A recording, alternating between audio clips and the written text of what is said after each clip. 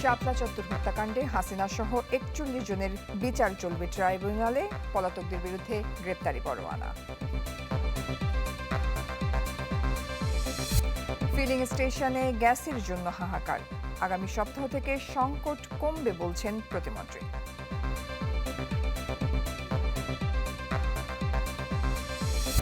মানবদেহে ঢুকছে নীরব ঘাতক, ২৬টি টুথপেস্টে মাইক্রোপ্লাস্টিক পাওয়ায় হাইকোর্টের রিট।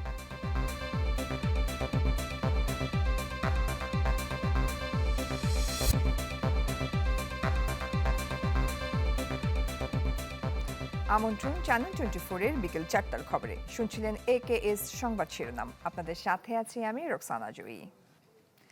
শাপলা চত্বর হত্যাকাণ্ডের আনুষ্ঠানিক বিচার প্রক্রিয়া শুরু হলো ট্রাইব্যুনালে। এই মামলায় শেখ হাসিনা ও সাবেক সেনাপ্রধান আজিজ আহমেদ সহ ৪১ জনের বিরুদ্ধে অভিযোগ আমলে নিয়েছেন আদালত। গ্রেপ্তারি পরোয়ানা জারি করেছেন পলাতকদের বিরুদ্ধে। এই সংক্রান্ত প্রতিবেদন জমা দিতে বলা হয়েছে প্রসিকিউশনকে। চিফ প্রসিকিউটর জানান, শাপলা চত্বরে জেনোসাইডের প্রমাণ মিলেছে।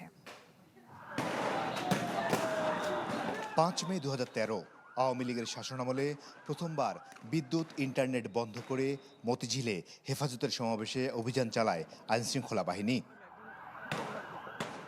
ক্ষমতাসীনদের তরফ থেকে কেউ নিহতের কথা অস্বীকার করা হলেও মানবাধিকার সংগঠন অধিকার জানায় শাপলা চত্বরে হত্যা করা হয়েছে ৬১ জনকে। ছাত্র জনতার আন্দোলনে শেখ হাসিনা পালিয়ে যাবার পর সেই ঘটনার তদন্ত চেয়ে ট্রাইব্যুনালে আবেদন করে হেফাজতে ইসলাম। ১.৫ বছরের বেশি সময়ের তদন্ত শেষে আনুষ্ঠানিক অভিযোগ দাখিল করল প্রসিকিউশন, যাতে আসামি করা হয়েছে শেখ হাসিনা সহ ৪১ জনকে। প্রতিবেদনে বলা হয়, শেখ হাসিনার নির্দেশেই শাপলা চত্বরে গুলি করে আইনশৃঙ্খলা বাহিনী। মামলায় তৎকালীন বিজিবি প্রধান ও পরবর্তীতে সেনাপ্রধান আজিজ আহমেদ, পুলিশের তৎকালীন আইজি, র্যাব ডিজি, সাবেক তথ্যমন্ত্রী হাসানুল হক ইনু, ডক্টর দীপু মনি ও গণজাগরণ মঞ্চের মুখপাত্র ইমরান এইচ সরকারকেও আসামি করা হয়েছে।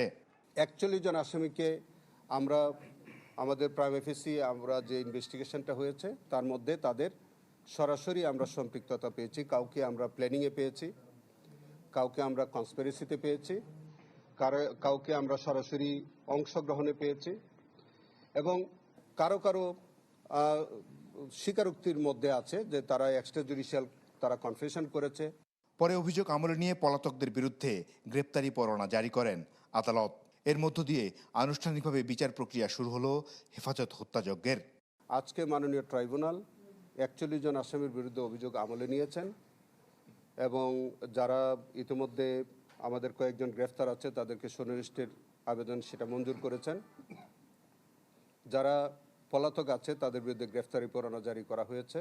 এ মামলায় হাসানুল হক ইনু, দীপু মনি, জিয়াউল আহসান, মোজাম্মেল বাবু, ফারজানা রুফা, শহীদুল হক ও আব্দুল জলিল মণ্ডল গ্রেপ্তার আছেন। শেখ হাসিনা, জেনারেল আজিজ, লতিফ সিদ্দিকী সহ বাকিদের গ্রেপ্তার সংক্রান্ত প্রতিবেদন দাখিলের নির্দেশ দিয়েছেন ট্রাইব্যুনাল। মাসুদুর রহমান, চ্যানেল 24, ঢাকা। গ্যাসের পর্যাপ্ত যোগান না থাকার প্রভাব পড়েছে গণপরিবহনেও। গ্যাস চালিত যানবাহনের সংকট তৈরি হয়েছে রাজধানীতে। আবার ক্ষতি পুষিয়ে নিতে বাড়তি ভাড়া নিচ্ছেন চালকরা। আর গ্যাস সংকটের দায় বেসরকারি প্রতিষ্ঠানের ওপর চাপালেন জ্বালানি প্রতিমন্ত্রী। বলেন, আগামী সপ্তাহে অনেকটাই কমে আসবে সংকট। ফিলিং স্টেশনে যানবাহনের দীর্ঘ লাইন যেন এখন নিত্যদিনের চিত্র। অপেক্ষায় থাকতে হচ্ছে ঘন্টার পর ঘন্টা, তবুও মিলছে না গ্যাস। সবচেয়ে ভোগান্তিতে সিএনজি চালকরা। টিপ কমে গেছে, এটা তো আর মালিক বুঝবো না। মালিকের এক কথায় চালালে চালাও, না চালালে সাবিত হয়ে যাবো। যেদিন দেখুন যে আমি গ্যাস পাবো না, মানে আমার নজলের গোড়ায় গেছি, বলছে যে লাইনে গ্যাস নাই, ওই দিন মনে করেন যে জমা উঠাইতে কষ্ট হয়ে যাবে। গ্যাস সংকটের একই চিত্র রাজধানীর সব ফিলিং স্টেশনে। যে সকল পাম্পে কিছুটা সরবরাহ আছে, সেখানেও পর্যাপ্ত চাপ না থাকায় চাহিদা মাফিক গ্যাস পাচ্ছেন না গ্রাহকরা। অফিস টাইম 9টা, তারপর আমি 2 ঘন্টা আগে এসে আপনার গ্যাস পাম্প বসে আছি গ্যাস নেওয়ার জন্য। 2 ঘন্টা ওভার হয়ে গেছে, অলরেডি অফিস টাইমে শেষ হয়ে যাইতেছে। এত কম বারে গ্যাসের মেশিন চালাতে গিয়ে ইতিমধ্যে আমাদের কম্প্রেসারের প্রবলেম হয়েছে, এখন আমাদের কম্প্রেসারই বন্ধ। অন্যদিকে সরবরাহ না পাওয়ায় গ্যাস চালিত যানবাহনের সংকট তৈরি হয়েছে রাজধানীতে। আবার ক্ষতি পুষিয়ে নিতে বাড়তি ভাড়া নিচ্ছেন চালকরা। 6 দিন ধরে ঝামেলা চলতে আছে। সেদিন 400 টাকার গ্যাস লইছি, হাওয়া ঢোকে, গ্যাস ভালো প্রেসার পায় না। ওই গ্যাসের জন্য ভাড়া মারতে পারতেছি না, তো যাই 2-4টা মারতে পারতেছি, এই জন্য আমরা বাড়তি ভাড়া নিতেছি আর কি। জ্বালানি প্রতিমন্ত্রী জানিয়েছেন, বেসরকারি প্রতিষ্ঠানের ত্রুটির কারণেই তৈরি হয়েছে সংকট। তাদের সাথে সমন্বয় করে চেষ্টা করা হচ্ছে দ্রুত সমাধানের। আগামী সপ্তাহে অনেকটাই এই সংকট কমে আসবে বলেও আশাবাদী তিনি। আমরা মনে করছি যে আগামী সপ্তাহে যদি তারা যেটা এক্সপেক্টেড, আগামী সপ্তাহে যদি 50% তারা সাপ্লাই রিস্টোর করতে পারে, তারপরের সপ্তাহে ইনশাল্লাহ 100% তারা। চলমান গ্যাস সংকটে বাসাবাড়িতে রান্না বান্না সহ দৈনন্দিন কাজ বাধাগ্রস্ত হওয়ায় বিপাকে পড়েছেন সাধারণ মানুষ। শফি মাহমুদ সাগর, চ্যানেল 24, ঢাকা। দর্শক, রাজধানীতে গ্যাস সংকটের আরো খবরাখবর জানাতে তেজগাঁও থেকে আমাদের সাথে যুক্ত হচ্ছেন সহকর্মী কাজী ফয়সাল। ফয়সাল, ফিলিং স্টেশনগুলোর পরিস্থিতি কেমন দেখছেন?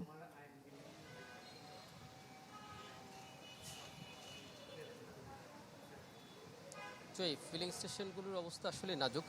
এটাকে আমরা দেখেছি যে তেল সংকটের কারণে দেশের প্রায় প্রত্যেকটি তেলের ফিলিং স্টেশনগুলোতে কিন্তু দীর্ঘ সারি ছিল। ঠিক একই চিত্র এই যে এখন যে গ্যাস সংকট চলছে, সেখানে আমরা দেখেছি যে আসলে এখানে যারা রয়েছেন, যারা মূলত গ্যাস নিতে এসেছেন, সিএনজি চালক বা বিভিন্ন গাড়ির সিএনজি চালিত যে সব বাহন আছে, সেগুলো চালকরা বলছেন তারা এখানে কেউ ভোর 4টায় এসেছেন, এখন পর্যন্ত গ্যাস পাননি, গ্যাসের চাপ নেই। এখানে যারা ফিলিং স্টেশনের কর্মী রয়েছেন তারা বলছেন যে আসলে গ্যাস না থাকার কারণে বা না আসার কারণে, গ্যাসের চাপ না থাকার কারণে কিন্তু তারা গ্যাস সরবরাহ করতে পারছেন না। এখানে আপনি দেখবেন যে আসলে দীর্ঘ সারি। আমি ঠিক এই ফিলিং স্টেশনটি তেজগাঁও শিল্পাঞ্চল এলাকার এখানে রয়েছে, এবং এখান থেকে কিন্তু অন্তত আরও দীর্ঘ সারি সেই অনেক দূর পর্যন্ত চলে গেছে। তারা কিন্তু অপেক্ষা করছে, এবং তারা আসলে অনেকেই এখানে গ্যাস না পেয়ে কিন্তু অন্য অন্য ফিলিং স্টেশনগুলোতে যাচ্ছে, সেই একই অবস্থা চিত্র। এখানে কিন্তু গ্যাস সংকট সেই আগের মতোই রয়েছে। এখানে কিন্তু আপনি জানেন যে এই সংকট অনেকটা কাটিয়ে উঠবে, এই আরও অন্তত 2 সপ্তাহ লাগবে, এমনটি কিন্তু আজকে সচিবালয়ে বিদ্যুৎ ও জ্বালানি প্রতিমন্ত্রী আনন্দুল ইসলাম অমিত এই তথ্য দিয়েছেন। তিনি বলছেন যে আরও অন্তত পক্ষে 2 সপ্তাহ সময় লাগবে এই সংকট কাটাতে। এরপরেই মূলত যেহেতু সমুদ্রে ভাসমান যে এলএনজি, সেই টার্মিনাল ত্রুটি হয়েছে, ত্রুটি মেরামতের জন্য এই সমস্যা শুরু হয়েছে, এবং এই সমস্যার সমাধানে এটি মেরামত হলেই মিলবে বলে তিনি জানিয়েছেন। ফয়সাল, ধন্যবাদ আপনাকে। দর্শক, রাজধানীতে গ্যাস সংকটের খবরাখবর জানছিলাম আমরা। বহু আশা জাগিয়ে অবশেষে শুরু হলো চীনা অর্থনৈতিক অঞ্চলের নির্মাণ কাজ, যেখানে বিনিয়োগ হওয়ার কথা অন্তত $500 মিলিয়ন। গড়ে উঠবে চীনের নানামুখী 30টি শিল্প কারখানা, আর তৈরি হবে অন্তত 1 লাখ মানুষের নতুন কর্মসংস্থান। দুপুরে চট্টগ্রামের আনোয়ারায় নির্মাণ কাজের উদ্বোধন করেন অর্থ ও পরিকল্পনা মন্ত্রী আমির খসরু মাহমুদ চৌধুরী। এই সময় মন্ত্রী বলেন, 2034 সালের মধ্যে দেশের অর্থনীতি $1 ট্রিলিয়ন উন্নীত করা হবে সরকারের বড় পদক্ষেপ। স্বরাষ্ট্রমন্ত্রী সালাউদ্দিন আহমদ বলেন, সরকার শিল্প কারখানা স্থাপনে নানা সুবিধা দিচ্ছে। G2G ভিত্তিতে প্রায় 800 একর জমিতে গড়ে তোলা হবে এই শিল্পাঞ্চল। প্রকল্পের কাজ শেষ হওয়ার কথা 2031 সালের মধ্যে। খাবার, পানি ও বাতাসের মাধ্যমে প্রতিনিয়ত মানবদেহে ঢুকছে মাইক্রোপ্লাস্টিক, যা সব বয়সী মানুষকে ফেলছে স্বাস্থ্য ঝুঁকিতে। দীর্ঘমেয়াদে এসব ক্ষুদ্র কণার প্রভাবে ক্যান্সার সহ নানা জটিল রোগের আশঙ্কা নিয়ে উদ্বেগ বাড়ছে বিশেষজ্ঞদের মাঝে। এ অবস্থায় প্লাস্টিকের ব্যবহার কমানো ও নিয়ন্ত্রণে কার্যকর নীতিমালা প্রণয়ন এবং এর কঠোর বাস্তবায়নের আহ্বান জানিয়েছেন বিশ্লেষকরা। আশিকিন প্রিন্সের রিপোর্টে বিস্তারিত। বিশ্বব্যাপী প্লাস্টিকের বার্ষিক উৎপাদন দ্বিগুণ হয়েছে। 2000 সালে যেখানে 234 মিলিয়ন টন প্লাস্টিক উৎপাদিত হতো, তা বেড়ে দাঁড়িয়েছে 460 মিলিয়ন টনেরও বেশি। একই সময়ে প্লাস্টিক বর্জ্যের পরিমাণও দ্বিগুণের বেশি বেড়েছে। 2000 সালের 156 মিলিয়ন টন থেকে বেড়ে বর্তমানে তা 353 মিলিয়ন টন ছাড়িয়েছে। 5 মিলিমিটার বা তার চেয়ে ছোট আকারের ক্ষুদ্র প্লাস্টিক কণাকে বলা হয় মাইক্রোপ্লাস্টিক। এগুলো আকারে এত ছোট যে খালি চোখে দেখা যায় না। প্লাস্টিক নিয়ে গবেষণা করার প্রতিষ্ঠান এসডোর এক প্রতিবেদন বলছে, বাংলাদেশের বাজারে থাকা 34টি ব্র্যান্ডের টুথপেস্টের মধ্যে 26টিতেই মিলেছে ক্ষতিকারক মাইক্রোপ্লাস্টিক। নিত্য ব্যবহার করা এসব টুথপেস্টের মধ্যে 76.5% পাওয়া গেছে বিষাক্ত প্লাস্টিক কণা। প্রতি 100 গ্রাম টুথপেস্টে 20 থেকে 320টি পর্যন্ত মাইক্রোপ্লাস্টিক পাওয়া গেছে। প্লাস্টিক বা মাইক্রোবিটস বলে খুবই ছোট ছোট সাইজের ব্যবহার করতেছেন, হয়তো ক্লিনিংটা ইমপ্রুভ করার জন্য এটার ব্যবহার রেস্ট্রিক্টেড করতে হবে। টুথপেস্ট বানানোর জন্য বা কসমেটিক বানানোর জন্য যেসব কেমিক্যালসগুলো রেগুলার ক্লিনিং এজেন্টের কাজ করে সেই সব দিতে হবে, এবং আমাদের মুখের যাতে যে দাঁতের জন্য স্পেশালি যেই সব কেমিক্যালসগুলো ক্ষতি করে না সেই ধরনের সাবস্টেন্স ব্যবহার করতে হবে। ক্ষতিকারক এই মাইক্রোপ্লাস্টিক শরীরে প্রবেশ করলে বিভিন্ন জটিলতা তৈরি হয়, ঝুঁকি তৈরি হয় মরণব্যাধি, ক্যান্সারের মতো জটিল রোগের।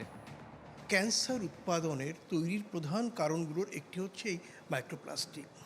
এছাড়াও বন্ধ্যাত্বের একটি কারণ মাইক্রোপ্লাস্টিক, হার্ট অ্যাটাক, লিভারের অসুস্থতা বা অকার্যকারিতা, কিডনির অকার্যকারিতার পেছনেও মাইক্রোপ্লাস্টিক কাজ করছে। যে শিশুটি আজকে নানা ধরনের মাইক্রোপ্লাস্টিক শরীরের ভিতরে প্রবেশ করছে, এই মাইক্রোপ্লাস্টিকের কারণে তার বিকাশ ব্যাহত হলো। তাই প্লাস্টিকের ব্যবহার নিয়ন্ত্রণে সরকারকে নীতিমালার পাশাপাশি তা প্রয়োগের আহ্বান এই গবেষকের। প্লাস্টিকের অল্টারনেটিভ ম্যাটেরিয়ালস কী পাওয়া যায় সেগুলো আমাদের করতে হবে, এবং যে ইন্ডাস্ট্রিয়ালাইজেশনের জন্য সেটাকে সরকার প্রমোট করতে হবে। যারা এই ধরনের ইন্ডাস্ট্রিতে উদ্যোগ হবে তাদের ট্যাক্স কমায় দিতে হবে। লট অফ ওয়েজ আছে সরকার এখানে তার পলিসি ইমপ্লিমেন্ট করার জন্য। একই সাথে প্লাস্টিকের বিকল্প তৈরি এবং তা সহজলভ্য করার আহ্বানও জানান বিশ্লেষকরা। Ashikin Prince, channel 24, Dhaka.